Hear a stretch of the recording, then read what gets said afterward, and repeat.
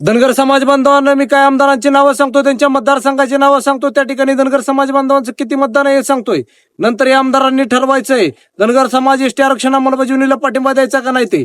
ज्या मतदारसंघाचं मी नाव घेईल तेथील धनगर समाज बांधवांनी मला फॉलो करायचं, आपल्या मीडियाशी कनेक्ट व्हायचं, आपली मीडिया आपल्या हक्काची मीडिया बनवायची आणि हा व्हिडिओ त्या आमदारांपर्यंत पोहोचवायचा आहे. सोलापूर शहर मध्य या ठिकाणी 79,000 धनगर समाज बांधवांचं मतदान आहे. या ठिकाणी देवेंद्र कोटे आमदार आहेत. जत मतदारसंघ या ठिकाणी 1,30,000 एवढं मतदान आहे धनगर समाज बांधवांचं. या ठिकाणी गोपीचंद पडळकर आमदार आहेत. तासगाव गोवटे महाकाळ या ठिकाणी 1,18,000 धनगर समाज बांधवांचं मतदान आहे. या ठिकाणी रोहित पाटील आमदार आहेत.